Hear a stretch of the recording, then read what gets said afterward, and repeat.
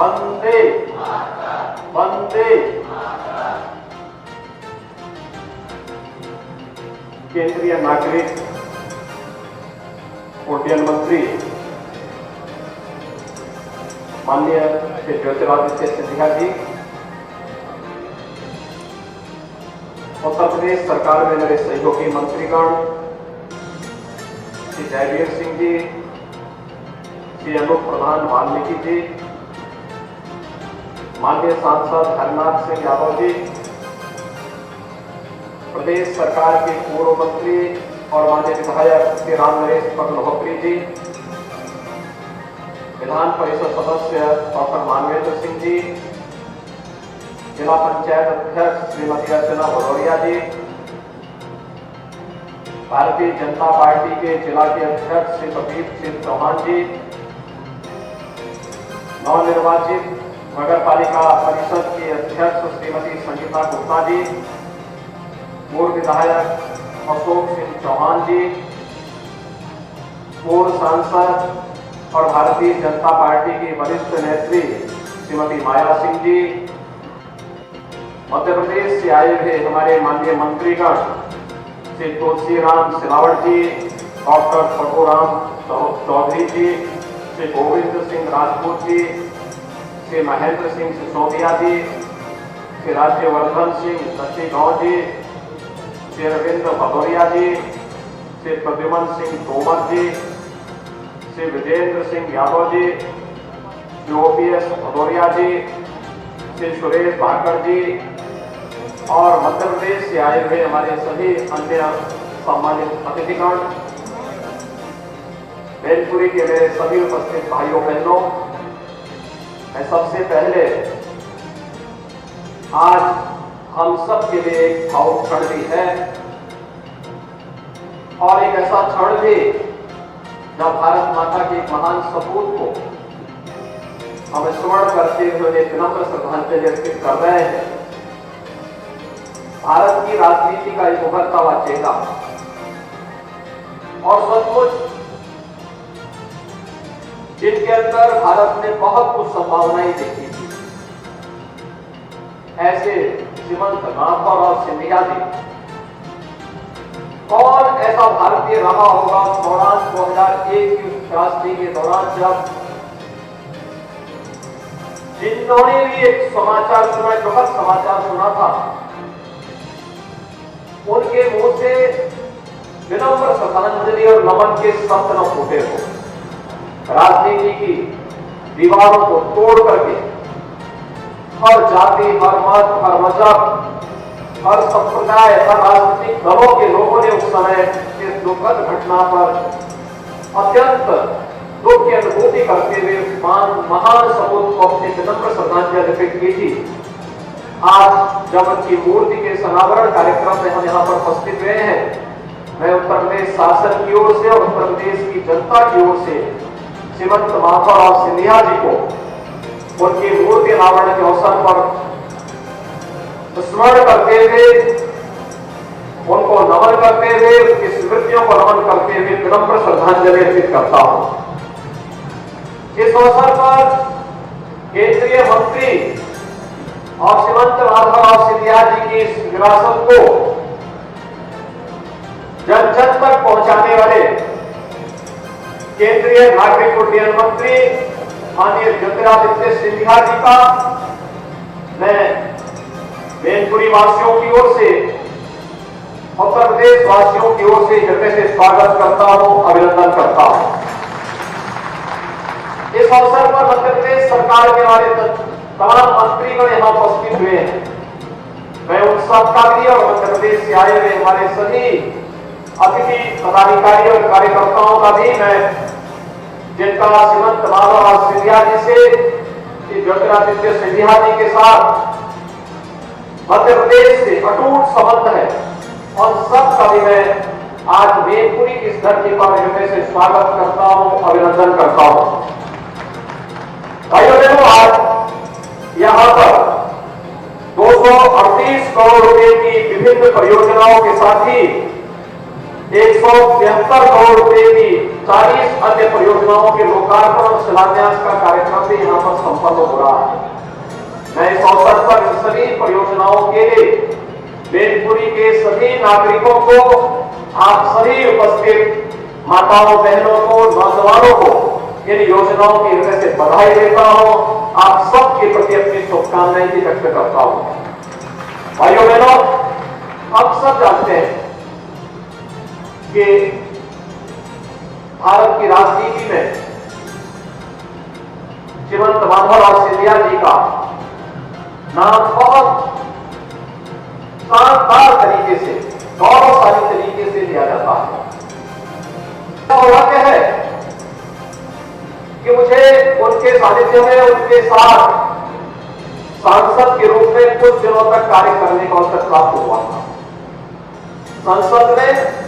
उनका मिलनसार स्वभाव, अपनी सहजता, अपनी सरलता और प्रत्येक दल के लोगों के साथ दलीय सीमाओं से उठकर के एक सहयोग करने का भाव वहां हमें 1998 से लेकर के 2001 के बीच में देखने और सुनने को उस दौरान मिला था। हम सब जानते हैं कि एक बात नहीं, 9 बार देश की संसद में माननीय सांसद के रूप में वे लगातार चुने गए। केंद्रीय मंत्री के रूप में, यानी मात्र 26 वर्ष की उम्र में वे सांसद बने थे। उच्च शिक्षा अर्जित करने के बाद जब वे भारत वापस आए तो राजनीति में प्रवेश करते ही एक सांसद के रूप में उन्होंने अपना कार्य प्रारंभ किया। उनकी लोकप्रियता लगातार उनके सांसद चुने जाने और उस कालखंड में भारत के अंदर तकनीक का उपयोग हो सकता है। रेलवे हो, नागरिक उड्डयन मंत्रालय रहा हो, आज का शिक्षा मंत्रालय रहा हो, पर्यटन मंत्रालय रहा हो, इन सब में जितने रिफॉर्म हो सकते थे उन्होंने मंत्री के रूप में, भारत सरकार के एक माननीय मंत्री के रूप में उनमें करने का प्रयास किया और उसे तेजी के साथ आगे बढ़ाने का प्रयास किया। भारतीय रेल आज भी, याद करिए, 40 वर्ष के बाद भी श्रीमंत माधवराव सिंधिया जी को स्मरण करता है इस बात को लेकर के कि जो न्यू उन्होंने उस समय रखी थी, भारतीय रेल की मजबूती का वह आधारशिला बना था। भारत की अर्थव्यवस्था को के बैकबोन के रूप में जो हम भारतीय रेल को जानते हैं, उस समय आदरणीय सिंधिया जी ने जो कार्य किया था वहां आज भी हम सबको देखने को मिलता है। जब भारतीय रेल की बात होती है तो उसमें एक स्वर्णाक्षरों में श्रीमंत माधवराव सिंधिया जी का नाम हम सबको देखने, सुनने और रेलवे के वर्तमान स्वरूप में हम सबको देखने को मिलता है। रेलवे की भी स्पीड होनी चाहिए। रेलवे केवल अपनी मीटर गेज तक सीमित न रहे, बल्कि रेलवे की अपनी स्पीड भारत की अर्थव्यवस्था की स्पीड के रूप में बढ़ती हुई दिखाई दे। शताब्दी ट्रेन की शुरुआत उस समय की एक अद्भुत और रोमांचकारी घटना हुआ करती थी और मुझे लगता है कि कोई भी ऐसा सांसद नहीं होगा जो ये अनुमान करता होगा कि साहब एक शताब्दी मेरे यहां से भी शुरू कर दी जाए या मेरे क्षेत्र को भी इससे जोड़ा जाए। और वो एक बात होती थी। और भाइयों बहनों, एक सकारात्मक सोच के साथ उन्होंने राजनीति की। व्यक्तिगत लाभ और द्वेष से ऊपर करके उन्होंने राजनीति में करते थे। सबको साथ लेकर के चलने का एक सामर्थ्य था। एक बड़े परिवार में, राज परिवार में जन्म लेकर के भी अंतिम पायदान पर बैठे हुए व्यक्ति के बारे में उनकी बड़ी सकारात्मक और स्पष्ट सोच थी। यह उन्हें लोकप्रिय भी बनाती थी और साथ साथ उन्हें भारत की राजनीति के एक चमकते हुए सितारे के रूप में हर व्यक्ति उस रूप में देखता था। लेकिन दुखद घटना ने सन 2001 में उन्हें हमसे छीना। ये क्षेत्र जिसके बारे में 1770-71 में उस समय सिंधिया राज घराने में उस समय की अपनी सेना के माध्यम से अफगानों को यहां से भगाने, उनकी क्रूरता से इस क्षेत्र को मुक्त कराने में जो अपना योगदान किया, अपने पूर्वजों के द्वारा मुक्त कराई गई भूमि में ही उन्होंने अंतिम श्वास ली। और आज इसी स्थान पर जहां पर इस चौराहे के नाम जो चौराहा जीवंत माधवराव सिंधिया जी के नाम पर है, उनकी इस भव्य प्रतिमा का अनावरण का कार्यक्रम यदि कुछ देर पूर्व हम लोगों को करने का अवसर प्राप्त हुआ है। वहां पर उस स्थल की भव्यता, उसके सुंदरीकरण का कार्य हमारा पर्यटन विभाग करेगा ही, लेकिन यहां से कुछ दूरी पर जो स्मारक बना जीवंत माधवराव सिंधिया जी का, वह स्थान बहुत छोटा है। उस स्थान को एक भव्य पार्क के रूप में विकसित करने, वहां पर भी उनकी मूर्ति स्थापित हो, वहां पर भी सुंदरीकरण के कार्यक्रम, वहां के पहुंच मार्ग और वहां पर सड़क मार्ग के साथ साथ विद्युतीकरण के कार्यक्रम को भी जिला प्रशासन विलंब उसको आगे बढ़ाने का कार्य करे, जिससे एक प्रेरणादायी व्यक्तित्व से यहाँ के युवा और राजनीति में आने वाले, सार्वजनिक जीवन में कार्य करने वाले हरेक दल के नौजवानों को भी एक नई प्रेरणा प्राप्त हो सके।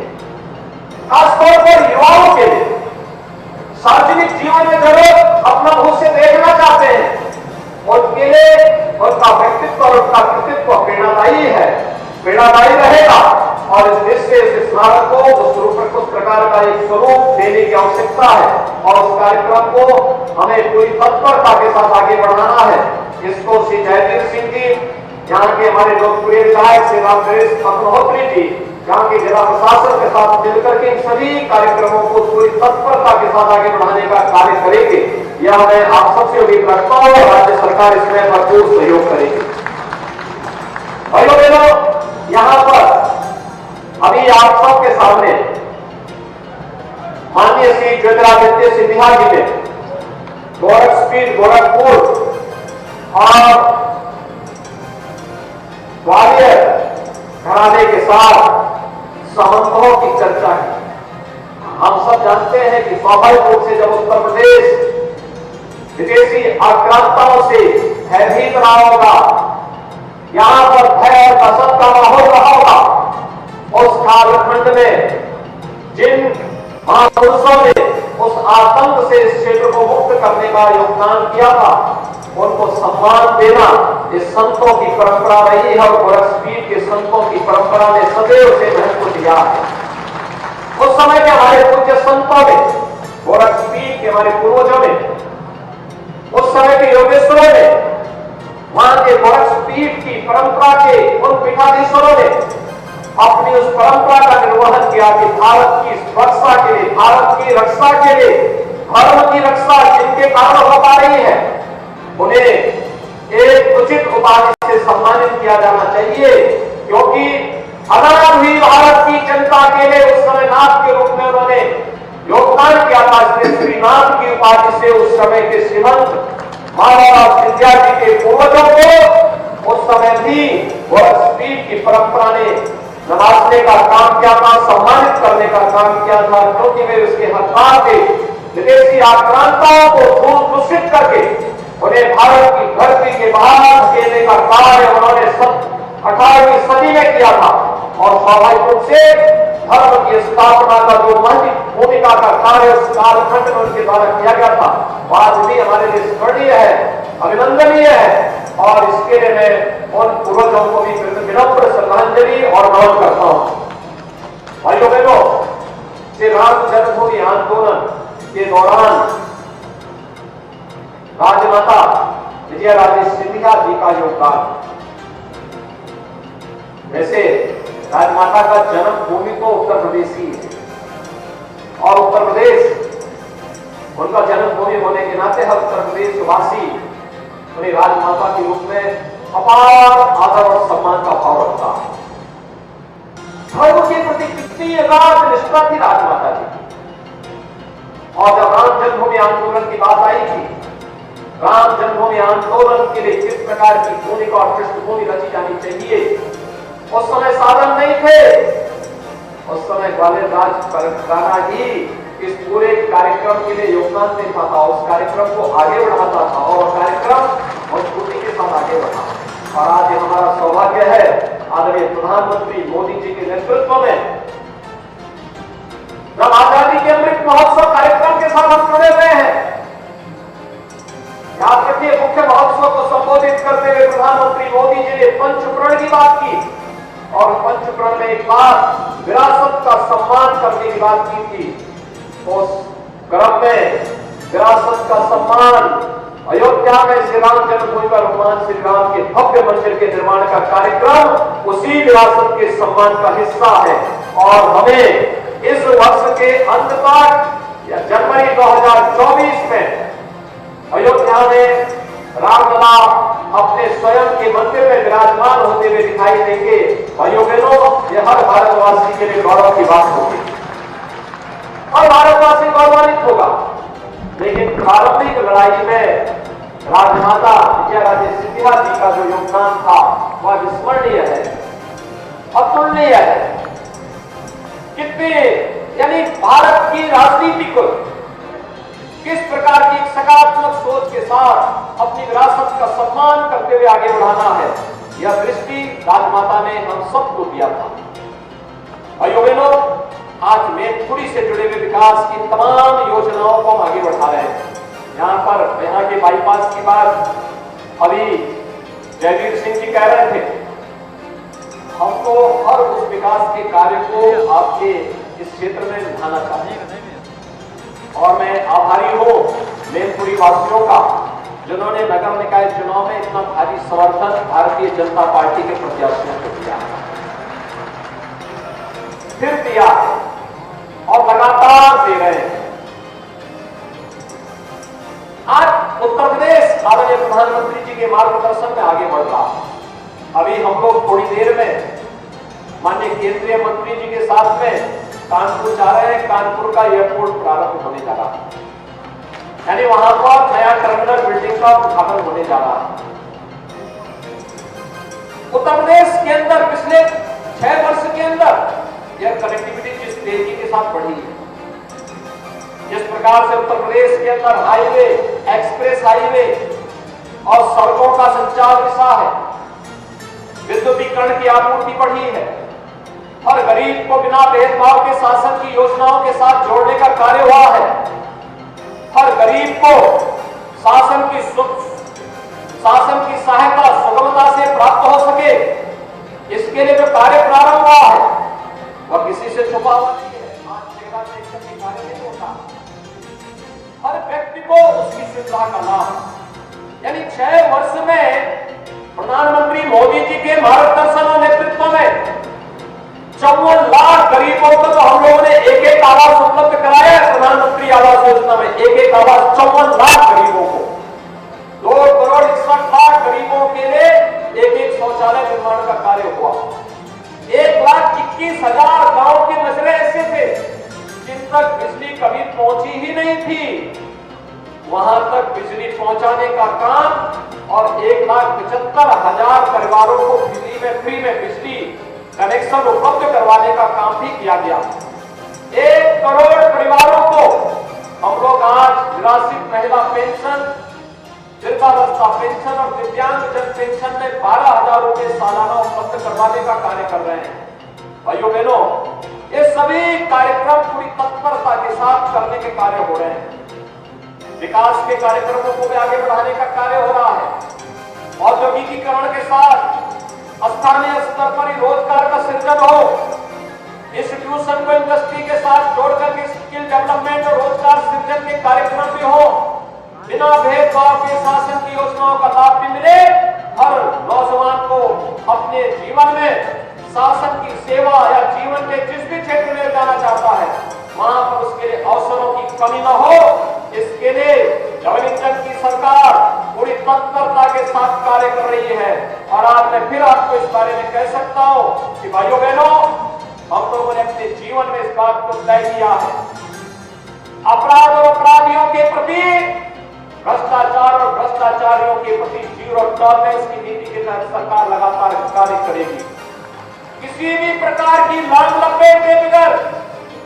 बिना किसी भेदभाव के शासन की योजना का लाभ समाज के हर एक तबके तक पहुंचाने का कार्य सरकार करेगी। और हर गरीब की सुनवाई के लिए जो एक तंत्र विकसित किया गया है, यह तंत्र अनवरत रूप से अपना कार्य करते हुए उत्तर प्रदेश के सभी 75 जनपद विकास की दौड़ में एक नई प्रतिस्पर्धा के साथ आगे बढ़ेंगे और प्रधानमंत्री मोदी जी के संकल्पों के साथ जुड़ करके भारत को जहां दुनिया की सबसे बड़ी अर्थव्यवस्था के रूप में स्थापित करना है, वहीं उत्तर प्रदेश भी भारत के विकास के ग्रोथ इंजन के रूप में अपना योगदान दे सकेगा। इस कार्यक्रम को हमें पूरी तत्परता के साथ आगे बढ़ाना होगा। इसके लिए हर नागरिक को अपने दायित्वों का निर्वहन करना होगा और नागरिक अपने दायित्वों का निर्वहन ईमानदारी से कर ले तो भाइयों बहनों, विकास फिर दूर नहीं रहने वाला। विकास आपका पैर छूता हुआ दिखाई देगा, सुविधाएं आपके पैरों को चूमती हुई दिखाई देंगी और घर नल की योजना आप देख सकते हैं, तो पहले सपना था, आज वो वास्तविकता बनने जा रही है। और उस वास्तविकता को हम सब आपके घर तक, आपके परिवार तक, आपके गांव तक और हर जन तक पहुंचाने के लिए पूरी प्रतिबद्धता के साथ कार्य कर रहे हैं। आज के इस अवसर पर मैं एक बार फिर से, जब हम लोग आज एक बहुत महत्वपूर्ण अवसर पर यहाँ उपस्थित हुए हैं, श्रीमंत माधवराव सिंधिया जी की मूर्ति अनावरण कार्यक्रम में, इस अनावरण कार्यक्रम के अवसर पर मूर्ति के आसपास के क्षेत्र का चौराहे का सुंदरीकरण तो हुई, स्मारक का सुंदरीकरण, वहां पे पार्क का विकसित होना, वहां पर अन्य बुनियादी सुविधाओं को उपलब्ध करवाने का कार्य भी उत्तर प्रदेश सरकार करेगी। इस विश्वास के साथ मैं एक बार फिर से श्रीमंत माधवराव सिंधिया जी को आज यहाँ पर स्मरण करते हुए, उनकी स्मृतियों को नमन करते हुए उत्तर प्रदेश सरकार और उत्तर प्रदेश की जनता की ओर से उन्हें विनम्र श्रद्धांजलि अर्पित करता हूँ। धन्यवाद। जय हिंद।